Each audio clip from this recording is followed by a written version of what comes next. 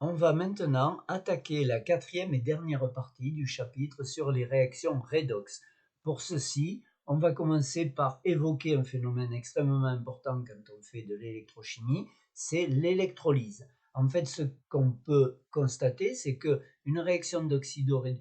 l'électrolyse, ce sera une réaction d'oxydoréduction contrainte, c'est-à-dire qu'on va mélanger des formes oxydéo-réduites de couples distincts qui n'ont aucune tendance à réagir les unes sur les autres. Ces différentes espèces n'ont pas envie de réagir et nous, on va intervenir pour qu'elles réagissent dans le sens qui n'est pas le sens naturel de réaction pour ces espèces. Donc, en général, une électrolyse, on va la produire dans une enceinte unique et dans cette enceinte plonge les deux électrodes sur lesquelles on va appliquer une différence de potentiel. En général, on utilise un générateur pour appliquer cette DDP.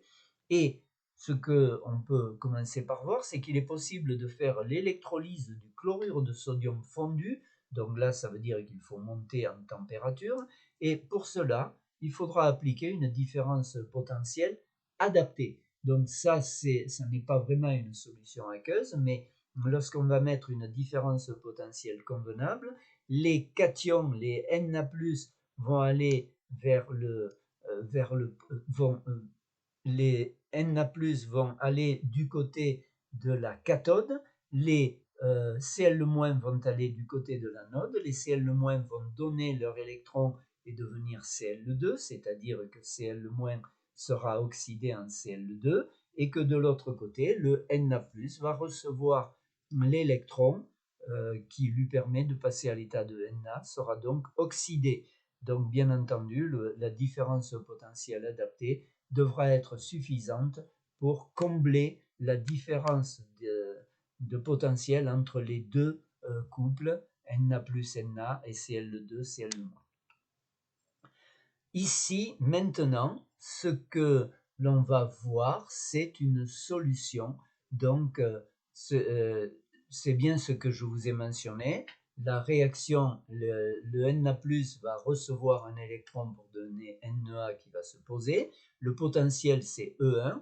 Et en 2, ça va donc être l'oxydation. Cl- donne Cl2. Et donc ici, c'est le potentiel E2. Et pour que la réaction de décomposition de NaCl en Na et Cl2 ait lieu, il faut appliquer une différence potentielle au moins égale à la différence potentielle entre les couples Na plus Na et Cl2 Cl-. Maintenant, on va étudier ce qu'il se passe lorsqu'on est en présence d'une solution aqueuse, par exemple d'acide chlorhydrique. Vous voyez qu'on a les ions H3O+, et les ions Cl-. Donc à ce moment-là, je vous ai mis Cl-, mais ça va être HX, dans lequel X peut être Cl ou I. Et donc à ce moment-là, on a deux électrodes, les deux peuvent être en platine ou les deux peuvent être en graphite. Et on appliquera et on reliera les deux par un fil de cuivre et on mettra une différence potentielle, on instaurera une différence potentielle dans le circuit. Donc si on applique une différence potentielle variable, la première chose, c'est que la solution va donner lieu à la réaction, celle-là qui n'est pas du tout une réaction électrochimique. HX plus H2O donne H3O plus X-. Mais ensuite, si on n'applique aucune différence potentielle, il ne se passe rien, puisque H3O+, est la forme stable du couple H+, H2, et de l'autre côté, Cl-, c'est la forme stable, ou X- d'une manière générale, c'est la forme stable du couple X2, X-. Et donc, pour avoir quelque chose, pour avoir une réaction électrochimique, il va falloir appliquer une différence de potentiel. Et cette différence potentielle, vous voyez qu'elle est variable, donc on va voir un petit peu ce qu'il se passe lorsqu'on passe d'un côté ou de l'autre. Donc sur P1, qui joue le rôle cathode, vous l'avez vu, eh bien on va avoir la réaction de réduction de H+, que j'ai écrit sous la forme de H3O+, donc devient H2 comme ceci, avec un potentiel qui est égal à E01 plus 0,06 sur N log de H3O+ carré sur PH2.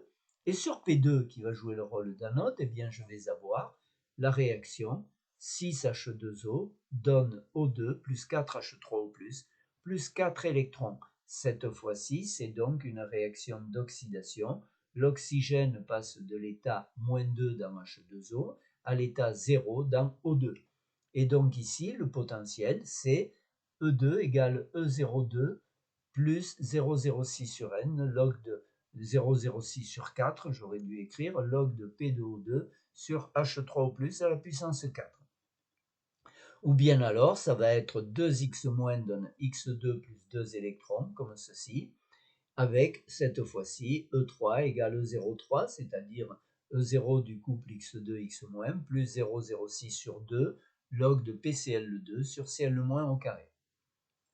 On peut calculer les valeurs de EI dans le cas où les concentrations sont toutes de 1 mol par litre et les pressions de tous les gaz à 1 bar, et en utilisant les valeurs de E0. On est bien d'accord, ce que je vous propose, de ne pas être perturbé par les calculs, mais juste pouvoir raisonner sur les différences potentielles sans être perturbé par « ah oui, mais là, il manque…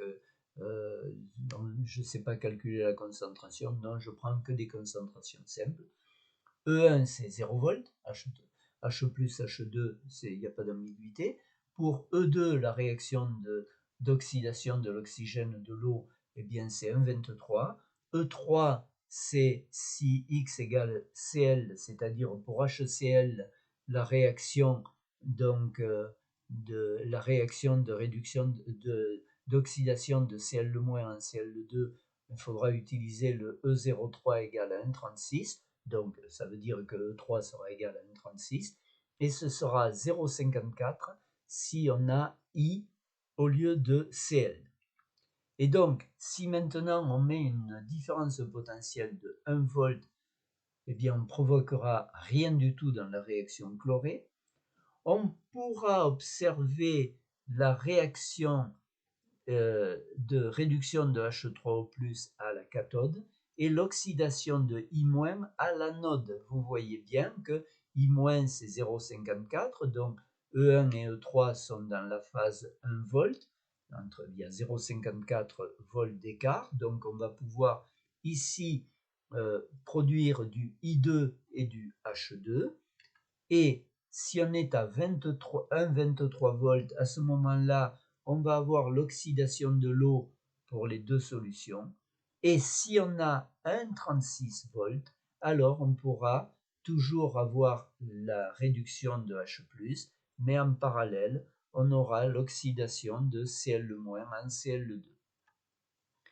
On va maintenant terminer ce chapitre avec quelque chose de très important, ce qu'on appelle les courbes potentielles pH, qu'on appelle également tension pH. En réalité, ça va être donc un domaine, on va représenter le plan avec une abscisse et une ordonnée, et il s'agit de faire apparaître les espèces les plus stables en solution dans des domaines définis par le pH en abscisse et par le potentiel en ordonnée. Alors on va commencer par le domaine stabilité de l'eau parce que c'est quand même intéressant si on veut savoir ce qui peut exister. Il faut d'abord s'assurer qu'on est dans des domaines potentiels où l'eau existe. En fait, l'eau, on a vu qu'elle peut subir deux grandes réactions. La première, c'est l'oxydation dont on a déjà parlé il y a 2 ou 3 diapos. Donc 2H2O donne O2 plus 4H+, plus 4 électrons, avec un potentiel donc qu'on exprime la relation de Nernst O2 H2O, E0 de O2 H2O plus 0,015, c'est-à-dire 0,06 sur 4, donc cela fait 0,015 log de H plus à la puissance 4 P de O2. Si on prend P de O2 égale à 1 bar, et comme on a E0 de O2 H2O égale 1,23 volts, eh bien vous voyez que tout cela nous fait donc log de, regardez l'expression de dessus, log de H plus à la puissance 4, c'est moins 4 pH, moins 4 pH que multiplie 0,015, cela fait 0,06 pH. Donc ici, la courbe d'oxydation de l'eau sera donnée pour E1 égale 1,23 moins 0,06 pH, ceci entre 0 et 14 parce que l'eau peut avoir un pH qui va varier de 0 à 14. Mais on a aussi la réduction. Alors la réduction, on peut l'écrire en milieu basique comme ceci. 2H2O plus 2 électrons donne H2 plus 2OH-, pour laquelle on a un potentiel d'électrode qui va s'exprimer comme je le fais apparaître ici, donc avec OH- carré que multiplie pH2 comme ceci. Donc ici, vous voyez que je vais pouvoir remplacer OH-, donc pH2 va être égal à 1 bar, bien entendu, pour simplifier les choses. Et puis, il nous reste donc log de OH- carré. Log de OH- carré, eh bien, c'est POH, c'est-à-dire 14 moins pH, en fait, et donc avec le coefficient 2 qui apparaît à cause du OH- carré, je vais avoir ceci, 0,06 14 moins pH, et donc une fois que j'ai ceci, donc on va pouvoir écrire encore la réduction en milieu acide, 2H3O+, donne H2 plus 2H2O, dans laquelle cette fois-ci j'ai E3 égale E0 du couple H plus H2, plus 0,03 log de H plus carré divisé par pression de H2, avec donc E0 égale H plus sur H2,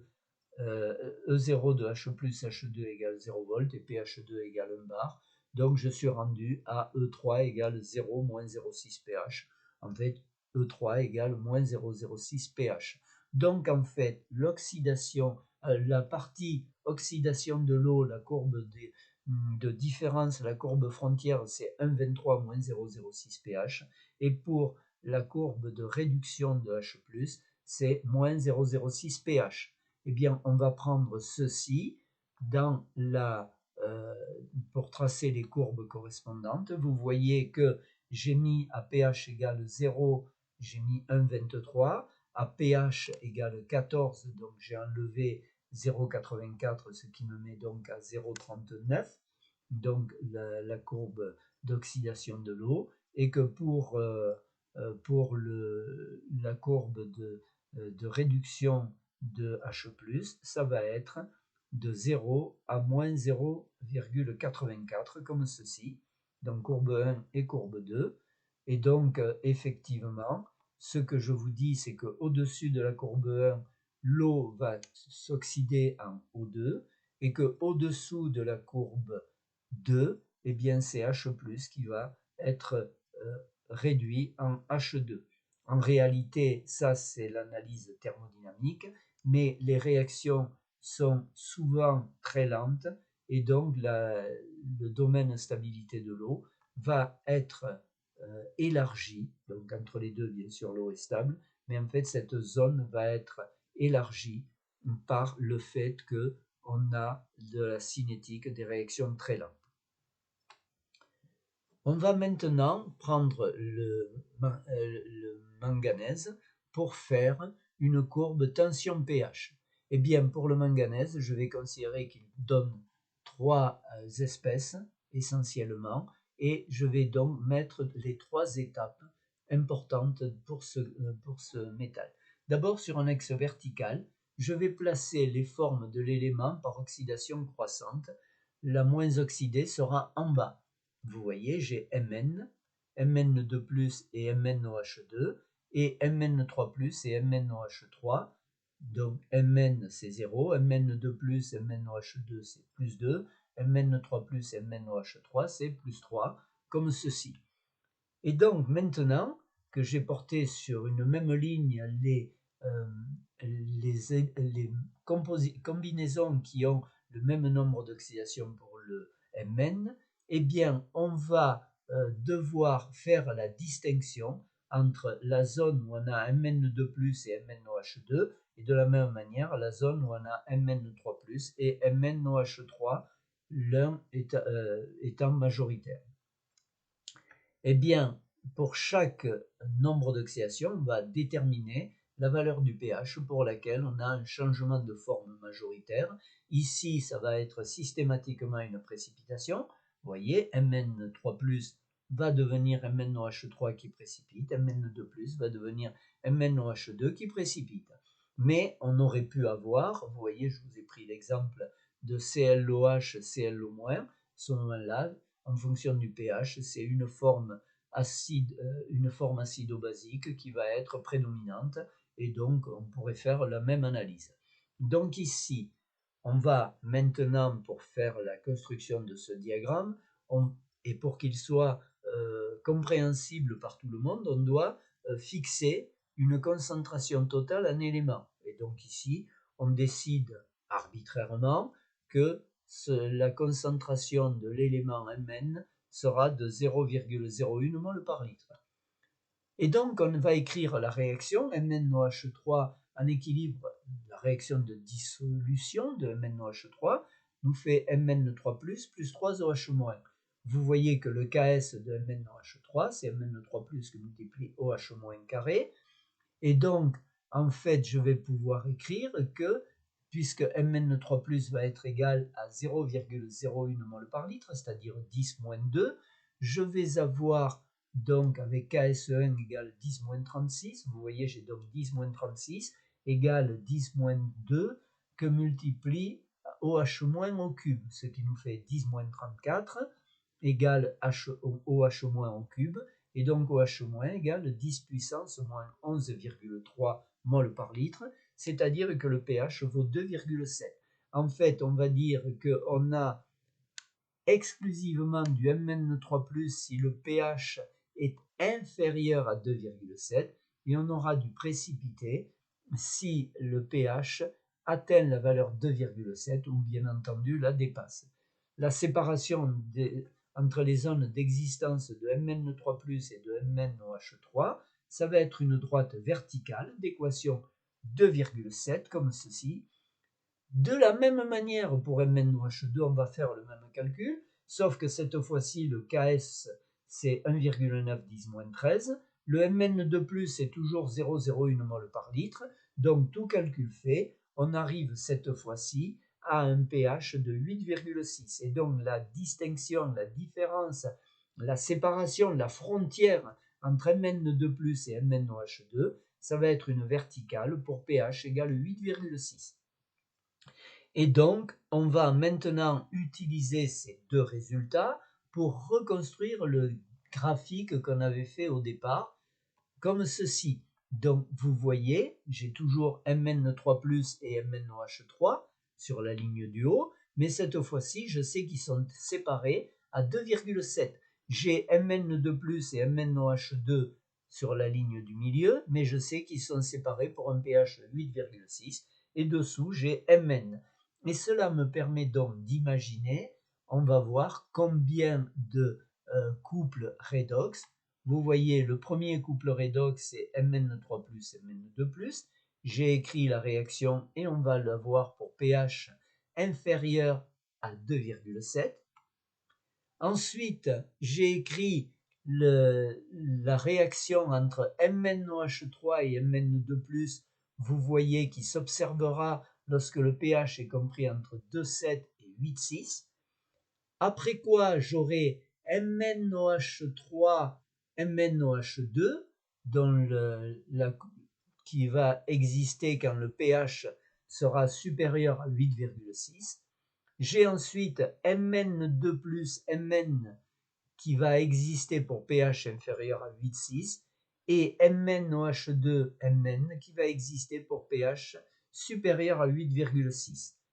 Avec tout ça, maintenant, il faut établir les équations une à une en postulant que sur la frontière, les espèces solubles ont la même concentration et que pour une espèce soluble, lorsqu'on est sur la frontière, la concentration est de 0,01 mol par litre lorsque l'autre espèce est insoluble.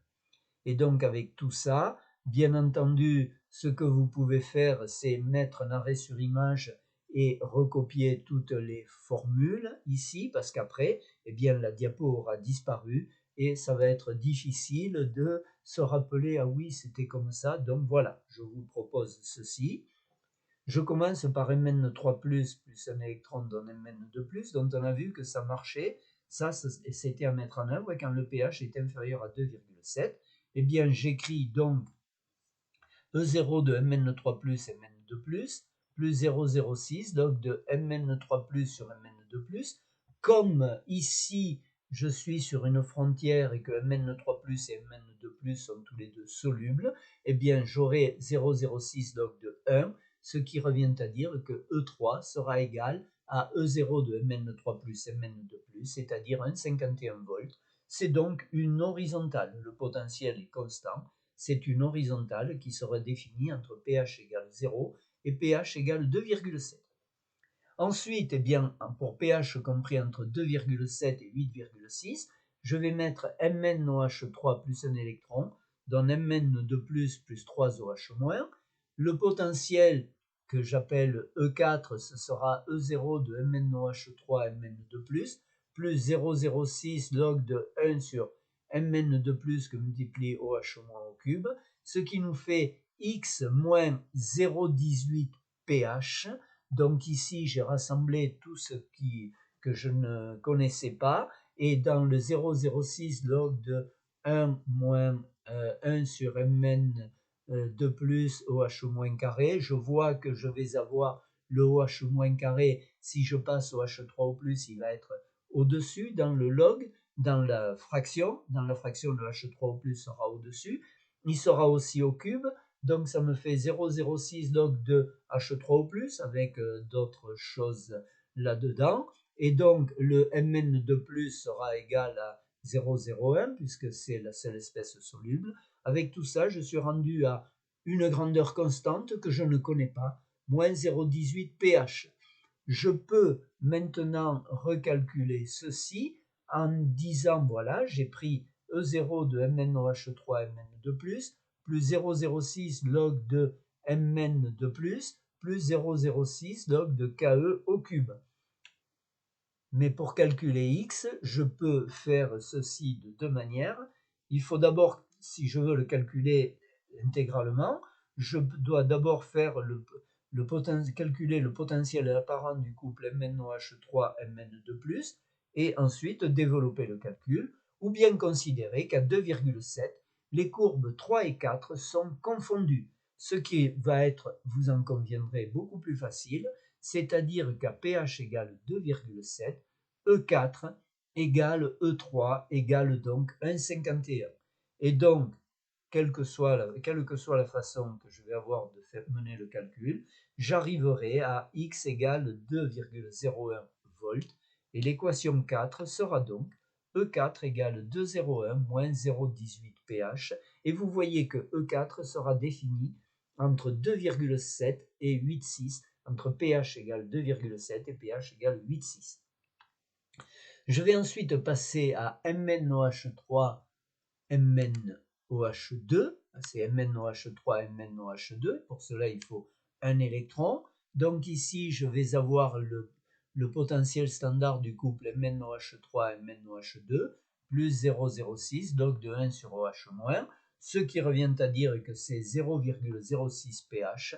Et donc ici, pour éviter toute complication dans le calcul, je vais prendre Y, je vais calculer Y en utilisant la continuité, c'est-à-dire que à pH égale 8,6, on a E4 égale E5, comme ceci, et j'arrive donc ainsi à Y égale 0,95 volts. Et donc ici, j'ai E5 égale 0,95 moins 0,06 pH. Ensuite, eh bien, je vais passer à Mn2+, plus 2 électrons donne Mn, si le pH est inférieur à 8,6. Ça, c'est pas très compliqué. Je suis rendu à E6 égale moins 1,24, c'est donc une horizontale. Et enfin, la dernière, MnOH2 donne Mn plus 2OH- en rajoutant 2 électrons. Si le pH est supérieur à 8,6, la relation de Nernst peut être remise en place. J'arrive donc à un Z moins 0,7 égale Z moins 0,06 pH. Ma pH égale 8,6, les courbes 6 et 7 sont confondues. Avec tout ça, je vais donc arriver à Z égale moins 0,72 volts, c'est-à-dire que E7 ce sera moins 0,72, moins 0,06 pH. Donc ici, vous avez les équations de toutes les courbes. Donc, vous pouvez les garder comme ceci ou me faire confiance pour la diapo suivante. Dans la diapo suivante, on va maintenant utiliser la courbe potentiel pH. Vous voyez que sur l'abscisse, je ne l'ai pas noté, mais c'est le pH, et qu'en ordonnée, c'est le potentiel en volts. Donc, j'ai mis les deux valeurs de pH caractéristiques, 2,7 et 8,6. Ici, pour les couples Mn3, Mn3+, Mn2+, j'ai 1,51 entre pH égale 0 et pH égale 2,7, comme ceci. Ici, je vais avoir une séparation entre Mn3+, et MnOH3, la verticale que j'ai mise à pH égale 2,7, mais que je vais commencer à tracer uniquement à partir de 1,51 volts et au-dessus. Ensuite, eh bien, pour avoir le couple MnOH3, Mn2+, j'ai l'équation de la courbe donc 4, ici, donc comme ceci. Là, je vais avoir donc MnOH2 et Mn2+, qui vont être séparés à 8,6 comme ceci. Ensuite, je vais avoir Mn2+, Mn, vous voyez comme ceci. Puis là, je vais avoir la courbe MnOH3, MnOH2. Et enfin, la courbe MnOH2, Mn, comme ceci. Et donc là, nous avons finalement, vous voyez le petit rectangle du haut dans lequel on a du Mn3+, la zone en haut où on a du MnOH3, la zone en forme vaguement de trapèze dans laquelle on a Mn de plus, la forme d'un parallélogramme ici MnOH2, et puis en bas nous avons Mn comme ceci. Donc là on peut, avec les conditions que l'on a posées au départ, dire que les zones de prédominance s'établissent comme ceci pour les éléments, pour les combinaisons de Mn entre Mn, Mn2+, et Mn3+. Je complète avec quelques valeurs comme ceci, 0,45, 0,11, bon, ce sont des valeurs que j'ai calculées à partir des équations à partir des équations. Ici, donc, j'ai voilà l'ensemble des valeurs comme ceci. Et donc ici, on a fini le chapitre.